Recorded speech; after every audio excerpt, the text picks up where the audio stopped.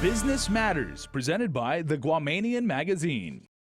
Guam's foreign labor crisis continues, with the most recent development, the denial by the District Court of a motion by the Guam Contractors Association and the local construction companies to force the U.S. Customs and Immigration Service to approve previously denied H-2B visas. Governor Eddie Calvo is considering legal action of his own and has been researching his options. The federal government has created this problem. I'm not there to figure out what lame-brained decision maker made this decision, other than they have no idea of what is happening on Guam. But we've got to deal with this, and that's why I'm working with the Attorney General. We're looking also at the results of this white paper, and the determination will be made.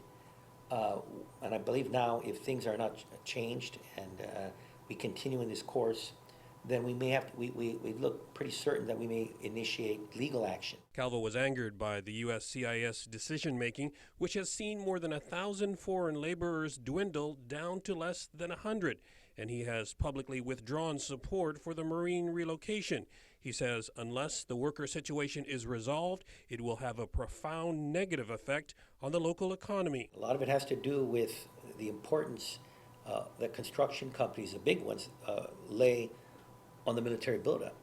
And there has been this, because of that prioritization of military projects, there's been a cannibalization of workers that are available to work in these construction activities, from outside the gate to inside the gate. Calvo sees the USCIS and the Defense Department as part of a single federal bureaucracy that he believes is not working in the best interests of Guam. He views the H-2 labor crisis as a breach of the One Guam policy that is supposed to guide the partnership between the government of Guam and the feds in moving the Marines here. So there was some goodwill I saw, at least from the Defense Department. So, that's why I'm a bit shocked at how this left hook hit us right when things were starting to move forward on. There's a bunch of folks that are making these decisions that don't know that there is certain responsibilities and authorities laid on to the government of Guam, to the governor of Guam. The bureaucracy of the federal government right now is embarrassingly incompetent at this point. So, we do believe that once a decision is made to file a lawsuit, that we feel there's a reasonable degree of success.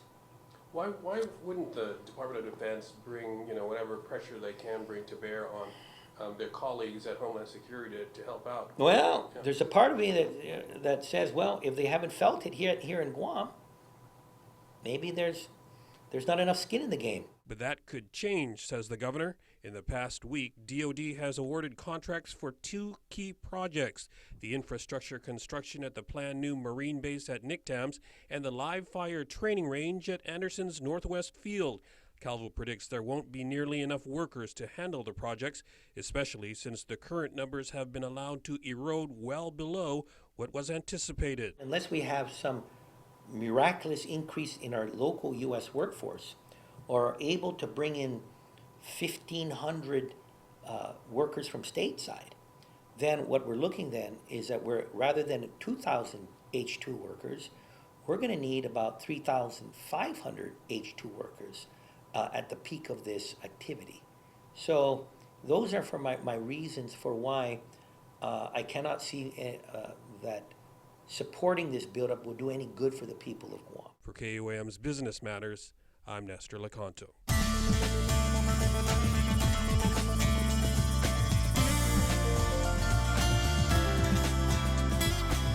Business Matters, presented by the Guamanian Magazine.